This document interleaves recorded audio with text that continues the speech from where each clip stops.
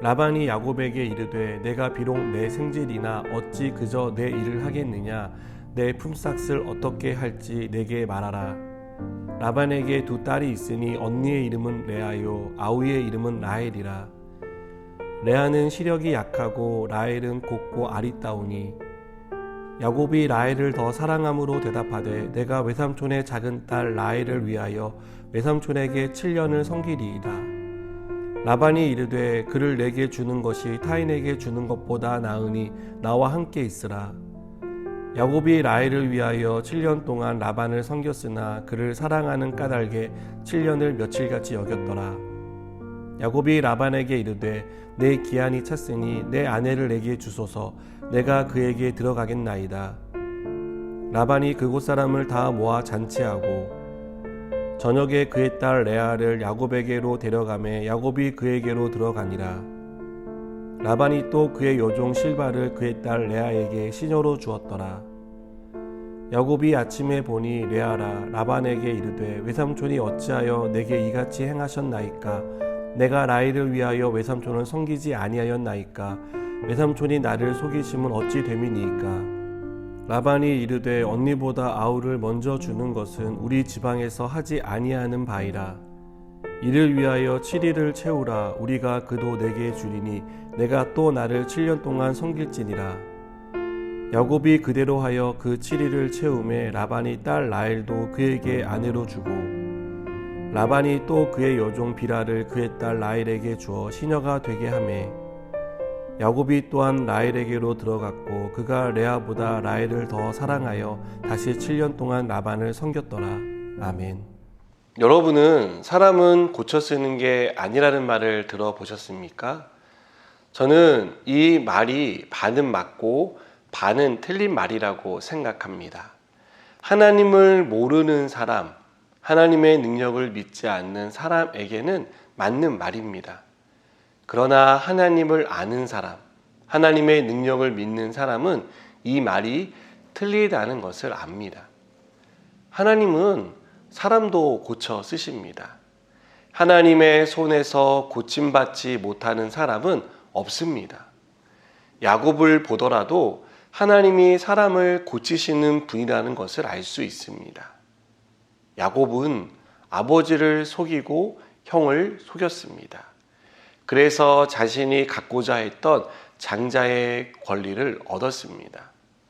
형의 미움을 받아 위기에 빠지기는 했지만 그래도 야곱은 나쁘지 않은 결과를 얻었다라고 생각했습니다. 하지만 자신이 믿고 의지하던 외삼촌 라반에게 속으면서 그의 인생은 큰 변화를 맞게 됩니다.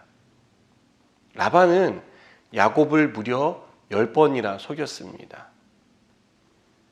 라반에게는 레아와 라헬 두 딸이 있었습니다. 야곱은 둘째인 라헬을 사랑했습니다. 라반이 야곱이 일한 것에 대한 보상을 해주겠다고 하자 야곱은 라헬을 위해 7년을 일하겠다라고 합니다. 이것은 일종의 결혼 지참금이었습니다. 야곱은 7년이 단 며칠에 불과하다고 느낄 정도로 라헬을 얻기 위해 일했습니다. 그리고 그토록 원하고 기다리던 7년의 시간이 차서 라헬과 결혼하는 날 야곱이 얻은 사람은 라헬이 아닌 레아였습니다. 라반이 야곱을 속인 것입니다. 야곱은 분노할 수밖에 없었습니다. 분명히 라헬을 아내로 얻겠다라고 말했고 라헬을 얻기 위해 일했는데 라반이 알면서도 자신을 속였다는 것에 화가 났습니다.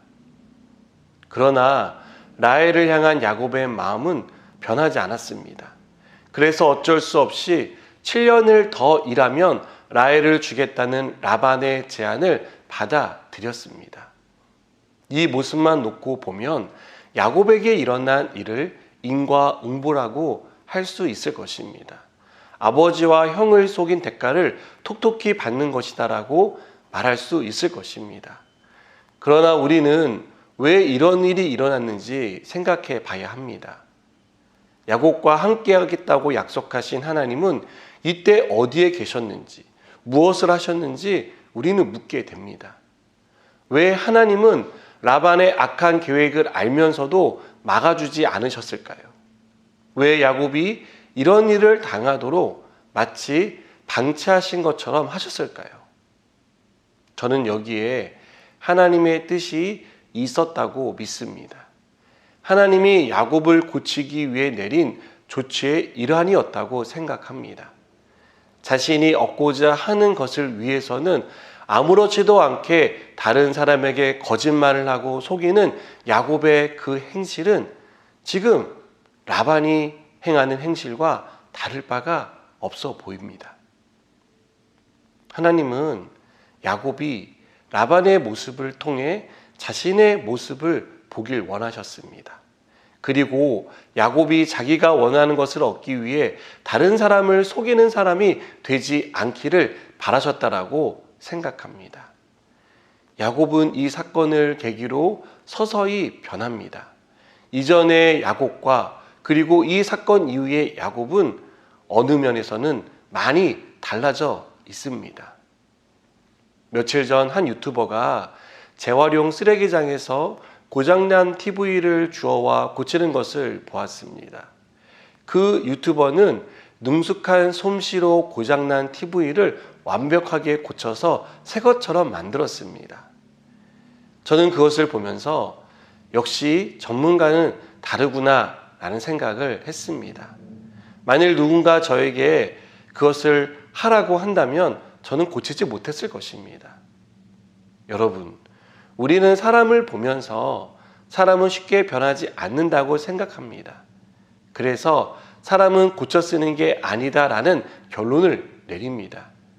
하지만 사람을 만드신 하나님은 사람을 고치십니다. 고쳐 쓰십니다. 우리는 하나님이 고쳐 주실 줄 믿고 기도하는 것입니다. 그러면 야곱을 고치신 하나님이 우리가 기도하는 그 사람의 인생도 고쳐 주십니다. 이 사실을 믿으시기 바랍니다. 기도하시겠습니다. 우리의 인생을 고치시는 하나님, 우리가 기도하는 그 사람도 하나님이 하나님의 사람으로 고쳐 주실 줄 믿습니다. 우리가 이 믿음으로 기도하게 하시고 하나님이 행하시는 그 일들을 보게 하여 주시옵소서. 예수님의 이름으로 기도드립니다. 아멘.